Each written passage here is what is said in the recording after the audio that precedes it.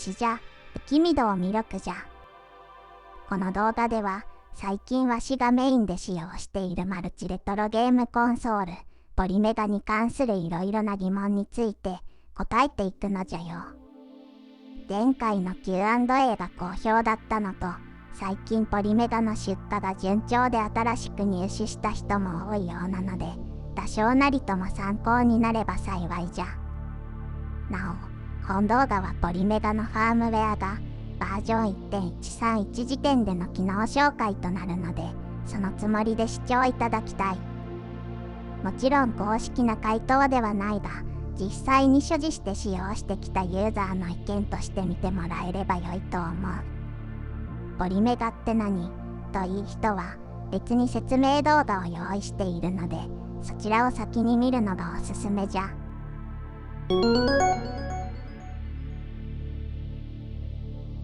個人的にはした方がいいと思うのじゃ。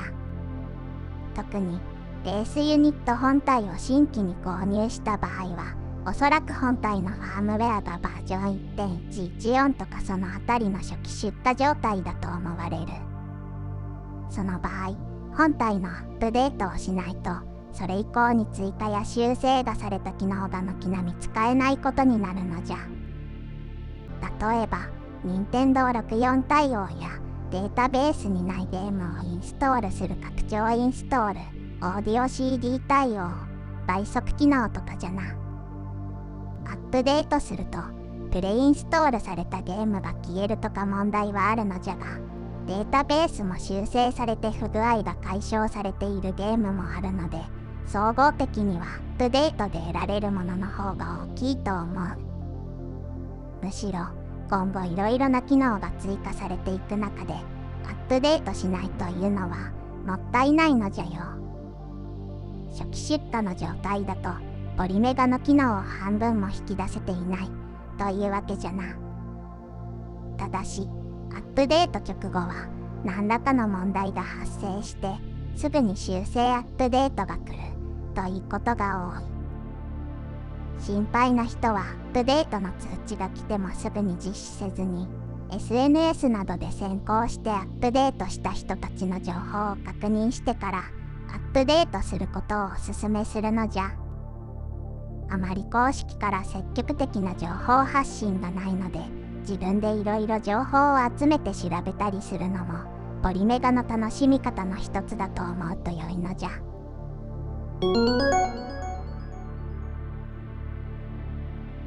結論から言うとダメじゃ。無線 LAN 機器は日本国内で使用する場合は電波法令で定めている技術基準に適合している証拠として異適マークというのがついている必要があるが、ポリメガにはそれがない。つまりポリメガの Wi-Fi は日本国内で使用する許可を得ていないので、使用した場合はユーザーが電波法違反となる可能性がある。このユーザーが電波法違反になるというのがポイントじゃな。ポリメガを作っている会社ではなく、ユーザーの犯罪となるのじゃよ。ちなみに、電波法違反になった場合、1年以下の懲役または100万円以下の罰金じゃ。バレることはないだろうと思うかもしれないが、黒か白かといいと完全に黒なので、わしは使わない方が良いと思う。Wi-Fi でつないでいることを SNS で投稿したりするのは犯罪の証拠になるので、もってのほかなんじゃよ。ちなみに、異適マークは後から取得してシステム情報などで表示する形でも大丈夫なので、公式が正式に対応してもらうことを切に願う次第じゃ。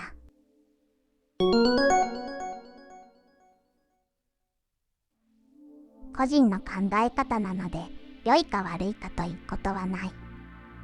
しかし、それなりにリスクがあるので、そのリスクを踏まえた上で、本当に必要かよく考えて判断すると良いと思うのじゃ。まず、公式としては CPU 交換を推奨していない。むしろサポート対象外になるので、交換しないことを推奨しているのじゃよ。ポリメガは、ユーザーが自由にカスタマイズできる自作 PC やラズベリーパイと違い、むしろファミコンやプレイステーションに近く、搭載されている CPU に合わせて全体的な構成が最適化されている。そのため CPU を交換することで確かに一部の処理は早くなるかもしれないが、今後の本体アップデート時に交換していない本体には発生しないような不具合が発生する可能性がある。もちろんそれでポリメガのサポートに問い合わせても対応してもらえないし、その不具合に対する修正がされることはない。 CPU 交換をすることで今後発生した不具合や問題は全て自分だけで解決しないといけなくなるのじゃ。要するに自己責任というやつじゃな。そこまで分かった上で交換するのであれば、それはもう本人の自由だと思うのじゃ。ちなみにわしは通常のポリメガを使用している状態での検証や動画作成を行いたいので CPU 交換はしない方針じゃ。前にも言ったが、わしは互換機に 100% の互換性は求めていないので、プレイ自体に大きな支障がなければ多少の音飛びや処理落ちは許容するスタイルなのじゃよ。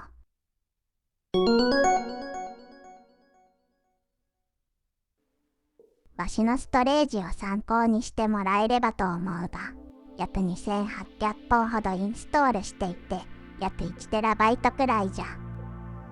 実感としてはカートリッジ系は誤差レベルでしか容量に影響がなく、 CD 系の枚数次第じゃが、それでも所持しているタイトルが1000本以下なら 500GB あれば十分だと思うのじゃよ。内蔵 SSD 以外にもマイクロ SD スロットもあるし、 USB 経由で外付けのハードディスクとかも複数つなげることもできる。また最近ストレージ間でインストールしたゲームデータの引っ越しもできるようになったので、無理に大きな容量のストレージを用意する必要はないと思うのじゃ。必要に応じて後から追加や変更する形でも大丈夫じゃ。もちろん最近は 500GB も 1TB も大して値段は変わらないので、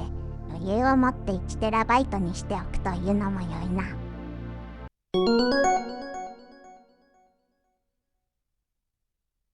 ちょうどいいタイミングの質問じゃな。前の質問でも回答した通り、これは可能じゃ。ただし、これもアップデートで追加された機能なので、本体のファームウェアが最新になっていることが前提じゃ。システム、設定、ストレージで、ストレージの管理メニューにあるバルク転送というのが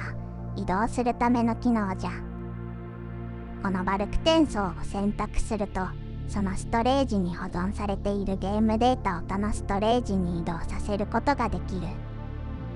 任意のゲームを選択して移動させることもできるし、すべてを一括で移動させることもできるのじゃよ。これでもしストレージの容量が足りなくなった場合でも、さらに大容量のストレージに引っ越しさせられるので安心じゃな。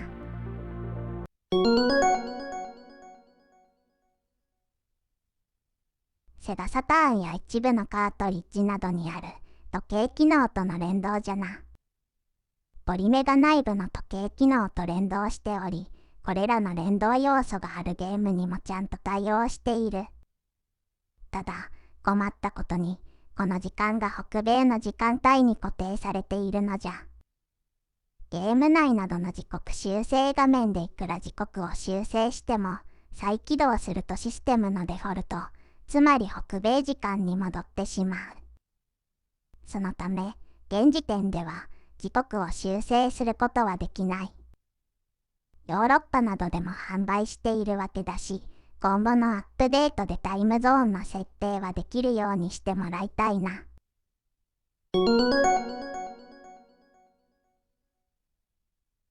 これもポリメガを使い込んでいくとよく気づくことじゃな。膨大なゲームのデータベースはポリメガの特徴じゃが、当然いろいろなところに間違いがある。紹介文やサムネイルの画像が他のゲームのものになっていたり、紹介文自体に誤った事実が記載されているような場合じゃな。とは登録の間違いとしてベスト版の方がメインで登録されてオリジナルがゲームメディア扱いになっているとか、ポケモンスタジアム金銀がポケモンスタジアム2の別バージョン扱いになっているように、別のゲームなのにバージョン違い扱いされていることもある。こういったデータベースの間違いなどについてはユーザー側で修正することはできない。ポリメガのシステム内から修正リクエストを送るような機能もないのじゃ。まあ、これは将来的にはポリメガのシステム内で修正リクエストや不具合報告を行えるようにするという噂もある。今のところはポリメガの公式サイトの問い合わせフォームよりコツコツとこまめに報告を送るしかないのじゃよ。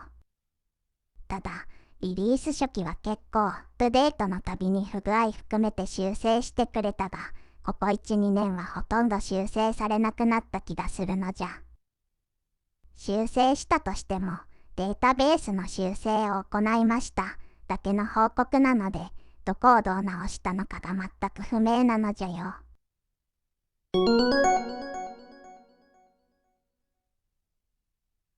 スーパーファミコン用のモジュールにスーパーゲームボーイを差し込んでゲームボーイのゲームをプレイするとか、メガドライブ用のモジュールにギアコンバーターを差し込んでゲームギアのゲームをプレイする。こういうことができたらいいなと思ってしまうのが人の常じゃが、結論としては残念ながら両方とも使えないのじゃ。結局、実機ではなくエミュレーターなので、周辺機器まで使えるかどうかはエミュレーター側、つまりポリメガ側の設定次第なのじゃよ。レトロフリークもスーパーゲームボーイは対応していないのじゃ。まあ、使えたとしても、やはり充実したデータベースあってのポリメガだと思うので、どうせながら携帯ゲーム機用のモジュールを販売して、ゲームボーイやゲームギアなどのタイトルも、しっかりデータベースを揃えてくれると嬉しいな。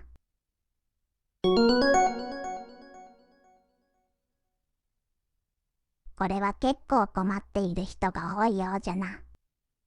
ファミコン用のモジュールである EM01 パワーモジュールは、カートリッジのスロットが北米のネス用になっていて、日本のファミコンには対応していない。そのため、ファミコンのゲームをインストールするためには、ファミコン端子からネス端子への変換アダプタが必要となる。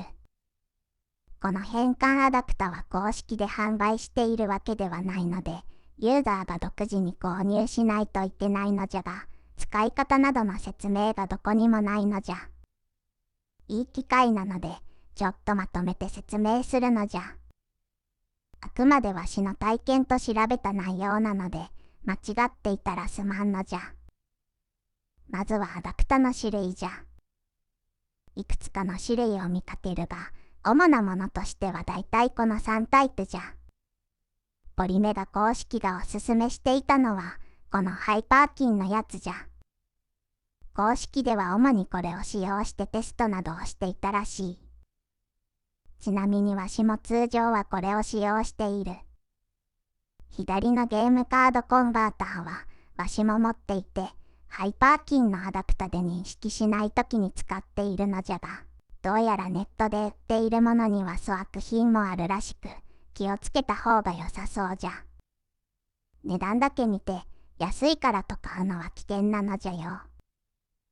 マイアーケードカートリッジコンバーターは、物は良いらしいのじゃが、この形状だと特殊タイプのカートリッジが使えないという問題がある。ファミコンジャンプとかジャレコの燃えろ、スポーツシリーズとかじゃな。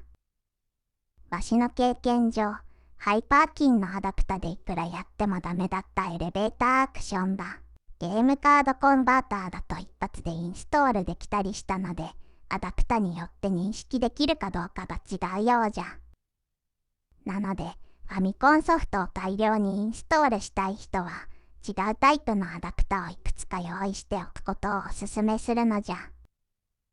まず、アダプタにファミコンのカセットを差し込む。次に、その状態でモジュールに差し込む。カセットを入れ替えたいときは、一旦モジュールからすべて抜き、アダプタにファミコンカセットを差し込むところからやり直す。これはうまく認識しなかった場合も同様じゃ。再度認識させるためには、アダプタごとモジュールに差し直す必要がある。アダプタをモジュールに差し込みっぱなしで、カセットだけ入れ替えようとしてもダメなのじゃよ。これは基本なので覚えておいてほしい。次に、接続の向きじゃ。ハイパーキンのアダプタやゲームカードコンバーターの場合、こちらが表として、ファミコンのソフトを同じ向きに差し込んだ後、モジュールに差し込む際には、裏表を逆にする必要がある。この向きで接続しないと、いくらやってもゲームメディア扱いで起動すらしないので注意じゃ。マイアーケードカートリッジコンバーターの場合は、普通に表向きで大丈夫のようじゃ。まあ、このタイプはわしは持っていないので、詳細は不明じゃ。すまんな。なかなかゲームを認識してくれない場合、原因はいくつか考えられるのじゃ。1、もともとどうやっても認識しないゲーム。2、別のアダプタであれば認識するゲーム。3、端子の汚れ。1と2については特に言及しないが、3が実は結構厄介じゃ。ファミコンのソフト自体の端子、ファミコンのソフトと接続するアダプタ側の端子、モジュールと接続するアダプタの端子、この3つのどれかが問題か、特定するのが難しいんじゃよ。まあ、大体はファミコンソフトの端子に問題がある場合が多いので、ここをきれいに清掃したり、接点復活剤などを使ってみて、何度も根気強く繰り返してみるしかないのじゃ。わしも端子を清掃しては差し直して、を繰り返して、10回とか20回やってようやく認識させたことが多々あるのじゃよ。もちろん、差し直すときは先ほど言ったように、モジュールからアダプタごと取り外すところからやり直しじゃ。しかも、散々やっても、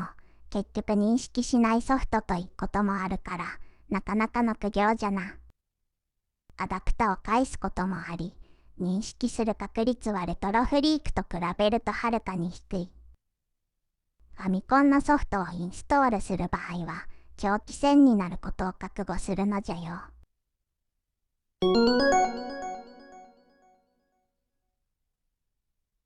ベースユニットには CD 用のドライブしかついていないので、もちろんそのままではカートリッジ形式のゲームはインストールもプレイもできない。インストールするためには対応したモジュールが必要じゃ。ただし、モジュールを使ってインストールした後は、ベースユニットのみでプレイ可能じゃ。モジュールは箱にしまって片付けてよいということじゃな。ただ、実機のコントローラーを使いたい場合は、実機用のコントローラー端子はモジュールについているので、モジュールが必要となる。特に、任天堂64については、モジュール付属の標準コントローラーでないとまともにプレイできないゲームも多いので、64用のモジュールの装着率は高いかもしれないな。というわけで、今回はここまでじゃ。だんだんと購入済みのユーザー向けの内容になってきた気がするな。聞いてみたいことや気になることがあれば、コメント欄に記載してくれ。今後の動画の参考にさせていただくのじゃよ。では、次回もよろしくな。